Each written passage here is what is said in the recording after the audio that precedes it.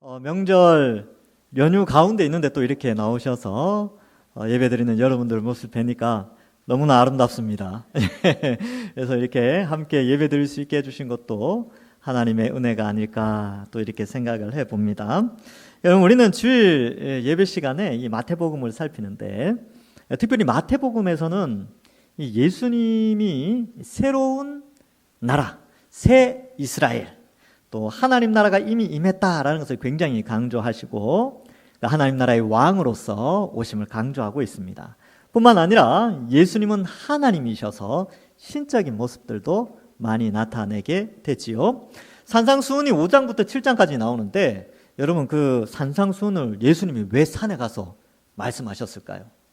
왜냐하면 많은 학자들은 그렇게 생각합니다. 구약시대 때 모세가 시내산에서 하나님의 율법을 받아서 내려오게 되지요.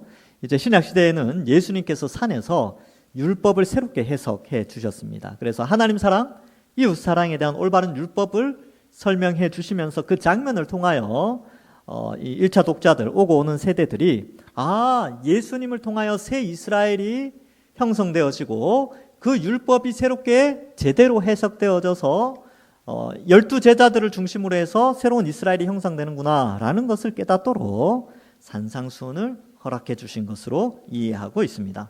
뿐만 아니라 산에서 내려오셨을 때는요, 나병 환자를 고치셨어요. 그리고 백부장의 하인의 중풍병을 고치시고 베드로의 장모의 열병도 고치시고 또 갈릴리 바다를 건너가 거라사인 지역으로 가실 때에 바람과 풍랑이 일어났을 때 그것을 다 잠잠케 하시고 거라사인 지역에 들어갔을 때에 우리 지난주 살폈듯이 군대 귀신을 다 쫓아내서 몰사하게 하는 그런 참된 하나님이심을 우리에게 알려주시게 됩니다.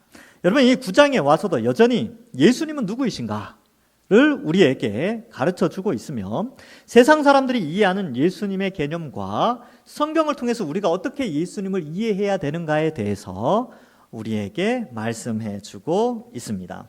그래서 오늘 본문을 통하여서도 우리가 함께 살펴보도록 하겠습니다. 1절에 보면 예수께서 배에 오르사라고 되어져 있지요. 그리고 건너가 본 동네에 이르신다 이렇게 되는데 거라사인 지역에서 사역을 하시고, 왜냐하면 그쪽 지역 사람들이 원하지 않았어요, 오기를. 그러니까 다시 배를 타시고 본 동네, 이게 본 동네라고 되어 있는데 본래 집이 있는 동네 가버나움으로 가시게 되는데, 여러분 그 그림이 잘 안 떠오르시잖아요. 그래서 제가 오늘은 지도를 하나 준비를 했는데요. 한번 보시기 바랍니다. 화면이 떴나요? 네, 자 보시면, 자 지금 지난주에 그 거라사인 지역에 가다라 지역에 그 군대 귀신 2,000마리 돼지 떼에 들어가서 바다에 몰사하는 그 사건이 있었죠. 거기가 어디냐면 바로 여기 거라사입니다. 근데 거라사인이라고도 하고 거라사라고 하는데, 이 거라사 지역은 여기에 밑에 보시면 여기에 가다라라는 도시가 있습니다. 가다라라는 큰 도시의 행정구역 안에 이 지역이 들어가 있지요. 그래서 이 마태복음에는 가다라 지역으로 가셨다라고 되어 있고 마가복음과 누가복음에는 거라사인으로 가셨다라고 되어져 있어요. 그래서 마가와 누가는 구체적인 지명을 설명하고 마태복음은 이제 행정구역을 설명한 것이지요. 그래서 이렇게 예수님께서 이 거라사 지역, 이제 지금은 쿠르시라고 되어 있고요. 공식 명칭은 엘 쿠르시 이렇게 표현하고 있습니다. 여기 바닷가인데 여기 거라사 지역 사람들이 못 들어오게 했어요. 우리 마을에 오지 말라고, 경제적으로 손해를 많이 보니까 오시면 안 된다고 해서 예수님이 다시 원래 집이 있던 가버나움으로 배를 타고 이동을 하시죠. 내려오실 때는 풍랑과 바람이 심했어요. 근데 가실 때는 큰 문제가 없었던 것 같아요. 가버나움이 여기 이렇게 있고 지도를 그리면 이제 이렇게 되겠지요. 그래서 북서쪽에 가버나움이 위치해 있습니다. 그리고 이제 나중에 이 고라신과 베세다에 대한 예언도 나오고요. 막달라 마리아가 등장하는 막달라 지역이 여기 있습니다. 그리고 나중에 부활하신 후에 디베라 바닷가에서 제자들 다시 만날 때 여기서 만나셨다는 것이고요. 하여튼 이렇게 지도를 어느 정도 머릿속에 인식하시고 예수님께서 이 가버나움을 중심으로 해서 여기 집이 있었거든요. 여기를 중심으로 해서 많은 사역을 하셨구나. 이렇게 이해하시면 되겠습니다. 네, 화면을 다시 바꿔주시면 감사하겠습니다. 자, 이제 본 동네로 가버나움으로 이동을 하시게 되는데, 원래 가버나움에서 거라사인 지역으로 가시기 전에 무슨 일이 있었냐면 산에서 내려오셔서 집으로 들어가세요. 그 길에 이 가버나움에서 백부장의 하인을 만납니다. 근데 그 백부장의 하인의 질병이 뭐였냐 하면 중풍병이었거든요. 그러면 여러분, 예수님이 말씀으로 중풍병을 고치게 했어요. 그러면 그 마을에 야, 그래도 다른 병은 다 고쳐도 중풍병은 못 고칠 거야, 이렇게 생각했던 사람들이 중풍병도 예수님이 고쳤다는 말을 듣고 무슨 생각하겠습니까? 내 친구, 내 가족, 예수님께만 가면 이 중풍병이 낫겠구나. 그 당시에는 이제 불치병이었거든요. 그러니까 이 중풍병에 걸린 한 사람을 사람들이 메고 오게 되는 것이죠. 그래서 2절에 보니까 침상에 누운 중풍병자를 사람들이 데리고 오거늘, 이렇게 되어 있는데, 마태복음은 그냥 간략하게 써놨는데 마가복음에는 조금 더 자세하게 써놓았습니다. 마가복음 2장 3절과 4절에는 사람들이 한 중풍병자를 4사람에게 메워 가지고 예수께로 올세 무리들 때문에 예수께 데려갈 수 없으므로 그 계신 곳에 지붕을 뜯어 구멍을 내고 중풍병자가 누운 상을 달아 내리니, 이렇게 되어져 있습니다. 누가복음에는 지붕을 뜯었다라고 되어 있지 않고 기와를 드러냈다라고 되어 있습니다. 기와. 그래서 이 2000년 전에 이 갈릴리 주변, 특별히 이 갈릴리 북부 지역에 있는 건축 양식은 헬라의 건축 양식을 많이 받아들였습니다. 그래서 헬라의 건축 방식은 이 진흙에 흙을 넣어서 얇게, 이제 우리로 치면 기와 같은 거죠. 그런 것을 만들어서 지붕에 얹어 놓는 그러한 형태로 되어 있어서 쉽게 뜯어낼 수 있고 보수공사도 쉽게 할 수 있는 그런 구조로 되어 있습니다. 우리처럼 이렇게 콘크리트를 붓거나 그렇게 하지는 않았어요. 뜯어낼 수가 없죠. 저도 어릴 때 이 상상을 좀 많이 했습니다. 어떻게 뜯어냈지? 초가집이었나? 초가집은 이제 쉽게 뜯어낼 수 있으니까. 그런데 이 자료를 찾아보니까 얇은 기와 같은 것으로 여러 장 겹쳐서 올려놨기 때문에 쉽게 걷어낼 수 있었고, 기와를 얹기 위하여서 보드를 이제 많이 튼튼하게 설치했기 때문에 사람이 올라갈 수 있도록 해놨다고 합니다. 자, 그래서 중풍병자를 달아 내리게 되는 것이죠. 거기에 보면 9장 2절에 보시면 그들의 믿음을 보시고 라고 되어져 있습니다. 그래서 여러분, 이 중풍병자를 고치는 이 장면을 가지고 설교를 많이 들으셨을 거예요. 무슨 설교를 많이 들으셨냐면, 이렇게 믿음은 친구를 고친다, 뭐 이렇게 해서 믿음이 중요하다, 이런 것들을 많이 배웠는데, 오늘은 조금 더 발전한 관점에서, 그것도 맞아요. 그렇게 본문을 보는 것도 참 의미가 있는데, 오늘 조금 더 발전한 관점에서 복음서라는 것이 원래는 예수님이 누구이신가를 알려주는 성경책입니다. 그래서 마태복음, 마가복음, 누가복음, 요한복음인데 다 예수님이 누구이신가를 알려주거든요. 그러면 우리가 오늘 읽은 이 본문에서 이 예수님께 다가온 사람들의 믿음보다 일단 예수님이 누구이신지 한번 찾아보자는 거죠.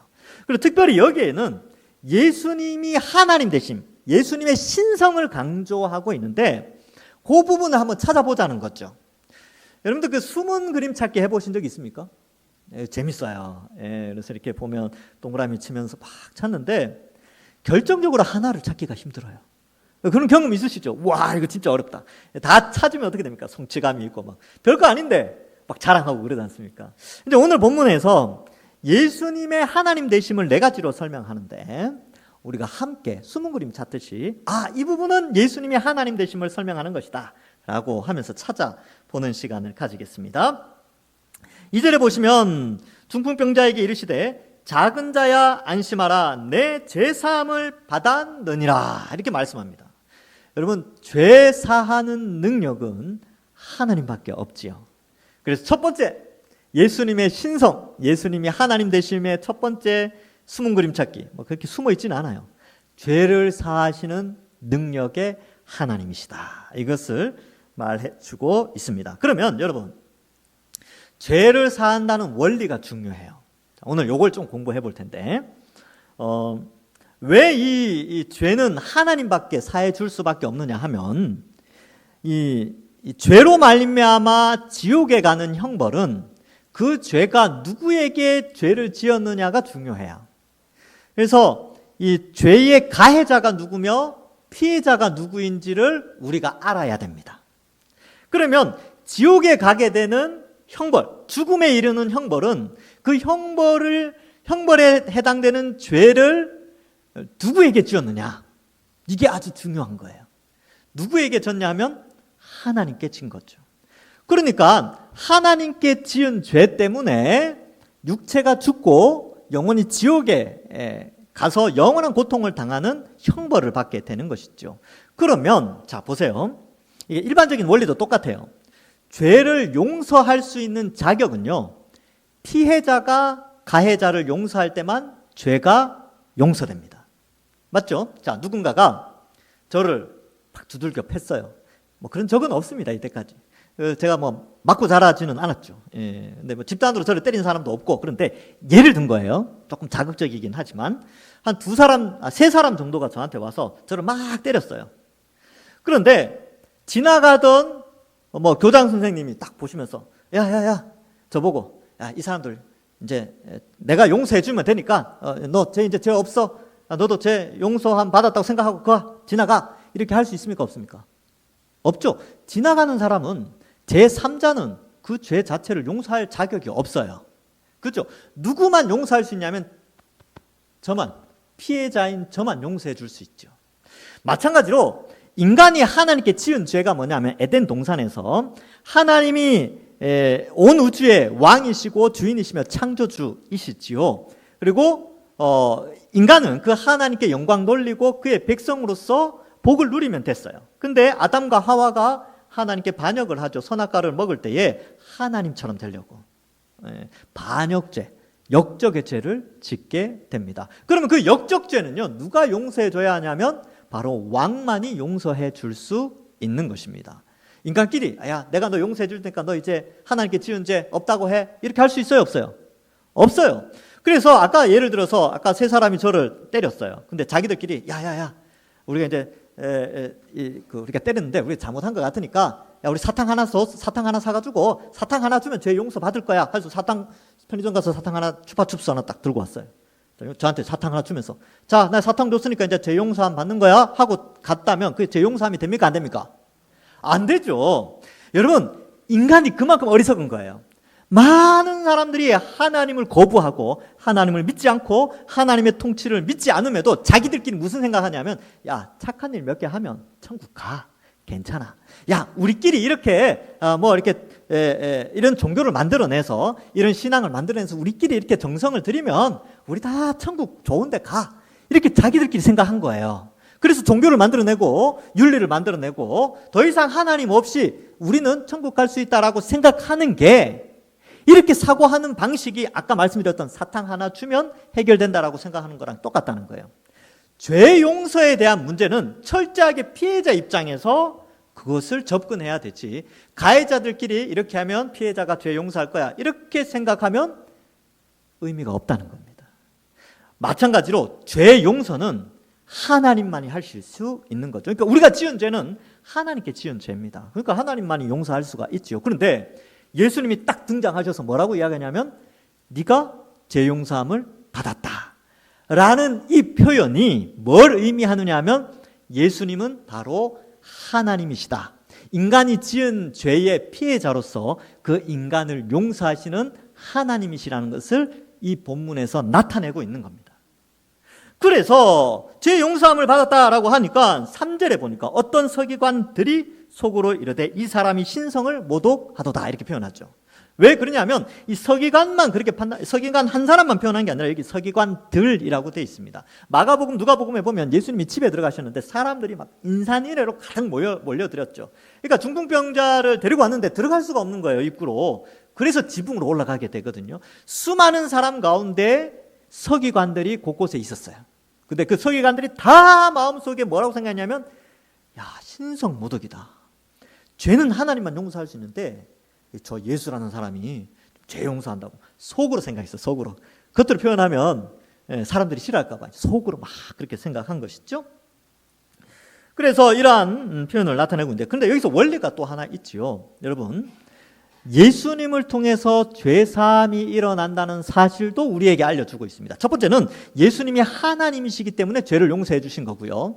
두 번째는 예수님을 통해서 죄사함이 일어난다는 사실이고, 예수님의 십자가 형벌 대속의 사건 때문에 이제 온 인류가, 오고 오는 세대가 죄 용서함을 받게 된다는 것을 이 본문을 통해서 미리 조금 알려주고 있는 것입니다. 그래서 우리가 원래 하나님께 죄를 지어서 역적의 죄로 지옥에 가고 죽음에 이르러야 되는데, 예수님께서 십자가에서 대신 죽으셨죠. 대신 지옥의 고통을 받으셨고, 그 예수님이 나의 죄의 형벌을 대신하여 죽으셨다, 십자가에서 죽으셨다는 것을 믿는 사람은 죄 용서함을 받고 회개하여 죄 용서함을 받아 하나님의 자녀로 하나님의 백성이 되게 해주겠다고 누가 결정하셨냐면 하나님이 결정하신 겁니다. 성부, 성자, 성령 하나님이. 그리고 그 내용이 성경에 기록되었죠. 있지요.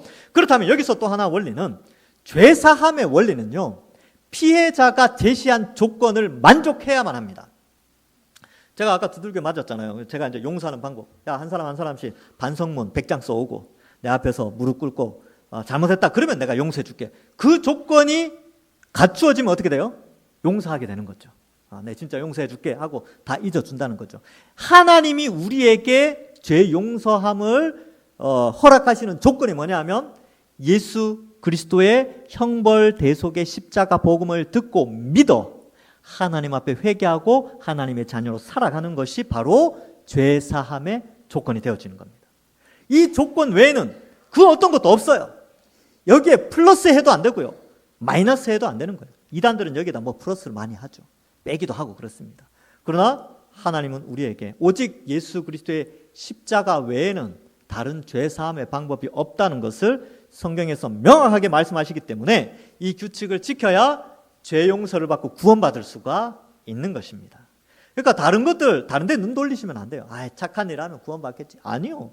뭐 이런 거 뭐 새롭게 뭘 깨달으면 구원받겠지, 뭘 체험하면 구원받겠지. 아니요. 예수 그리스도께서 나의 죄의 형벌을 대신하여 십자가에 죽으셨다는 사실을 믿을 때에, 그리고 믿고 회개하고 주님 뜻대로 살아가려고 애쓸 때에 참된 믿음을 가지고 있는 사람이 구원을 받게 되는 것이지요. 자, 이 문제를 설명을 이제 좀 생각을 해볼 수 있고요.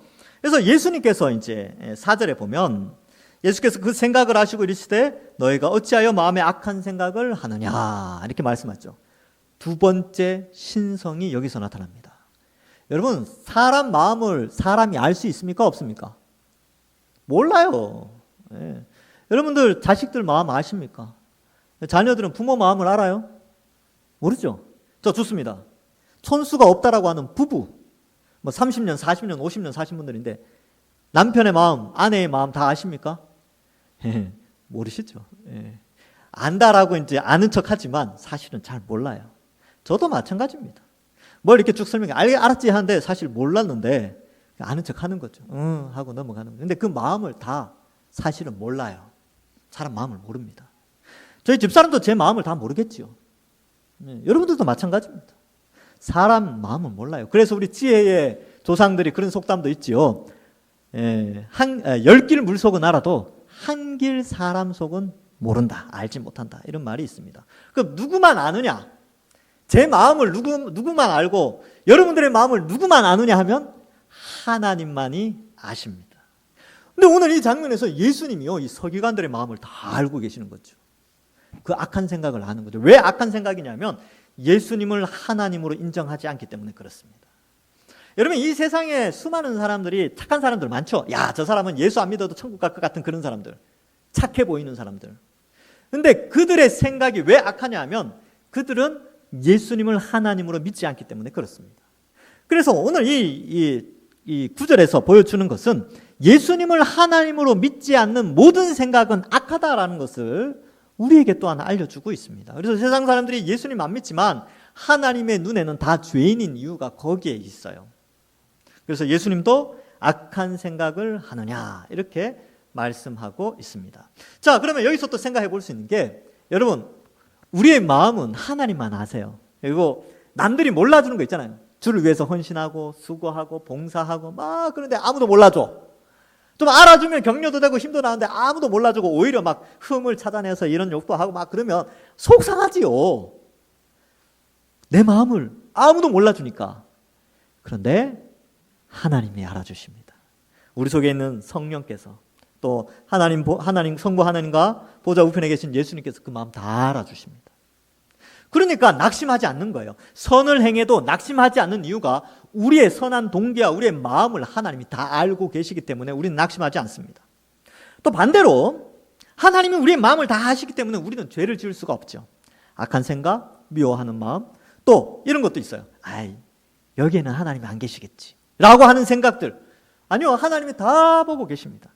무소부재, 하나님은 아니 계신 곳이 없기 때문에 다 보고 계시는 것이죠. 그래서 예수님은 하나님이시라는 사실을 여기서도 보여줍니다. 그들의 생각을 다 아세요.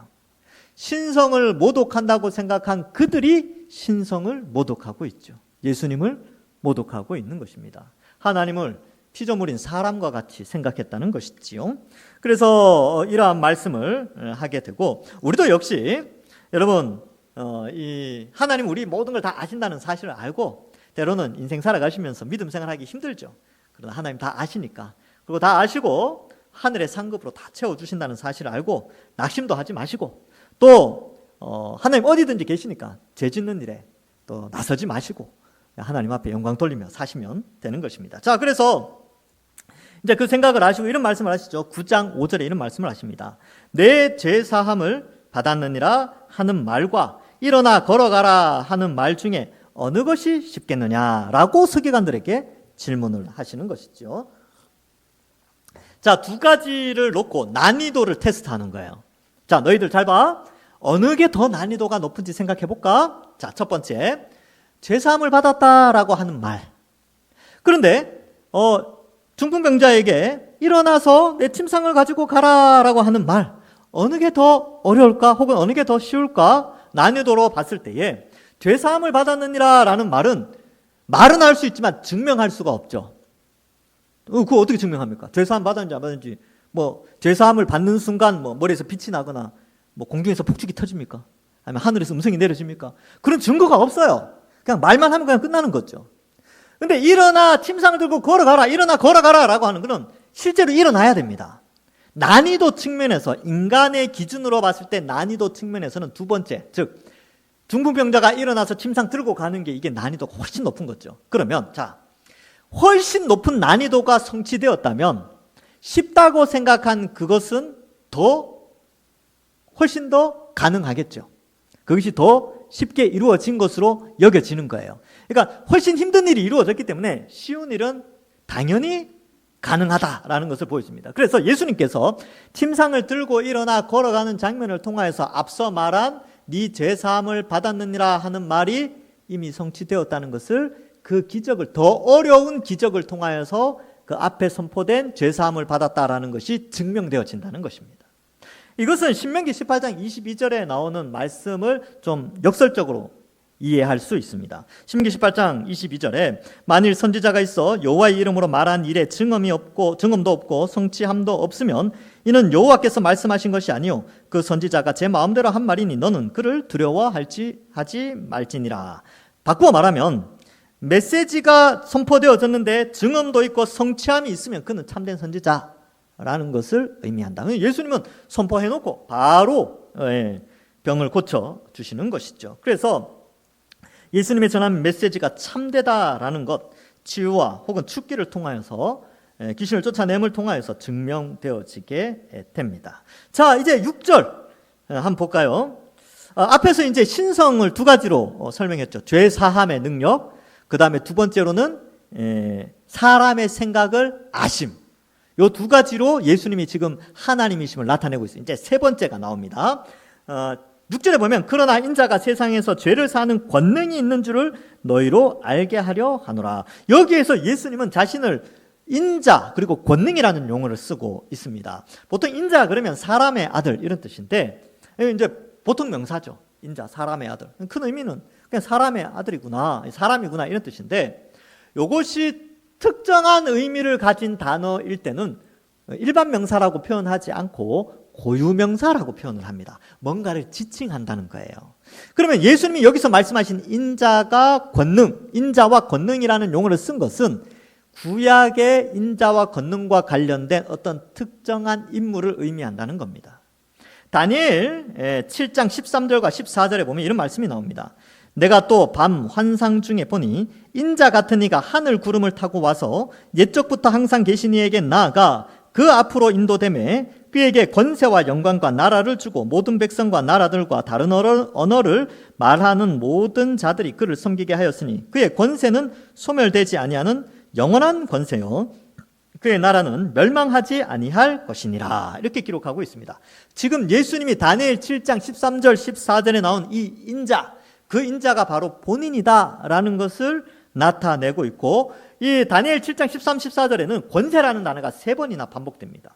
그래서 여기에도 권능이라는, 인자가 권능을 가졌다라는 것을 설명하면서 이 다니엘서 7장에 나오는 구원자를 암시하고 있는 것입니다. 그래서 이것을 통하여서 예수님의 신성을 나타냅니다. 마태복음 26장 64절에도 이렇게 말씀합니다. 예수께서 이르시되 네가 말하였느니라. 그러나 내가 너희에게 이르노니 이후에 인자가 권능의 우편에 앉은 것과 하늘 구름을 타고 오는 것을 너희가 보리라 하시니. 역시 다니엘 7장의 말씀을 인용하여 예수님께서 자신의 인자 되심을 나타내고 있습니다. 그래서 인자, 예수님이 인자라는 표현을 썼을 때는 다니엘 7장에 나오는 구원자, 또 하나의 신성을 가진 인물로 자신을 나타내고 있다라는 것을 우리에게 알려주고 있습니다. 자, 이제 6절 하반절에 보면 중풍병자에게 말씀하시되 일어나 내 침상을 가지고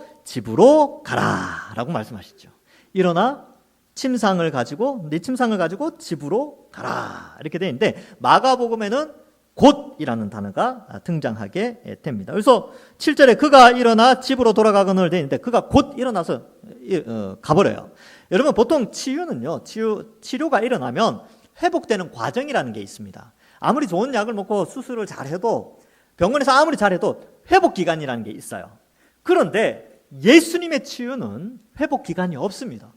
그 순간 바로 고치는 거죠. 바로 완전한 몸으로, 건강한 몸으로, 침상을 들고 갈 정도로 건강한 몸으로 회복시켜 주는 것입니다. 사도들도 그랬죠.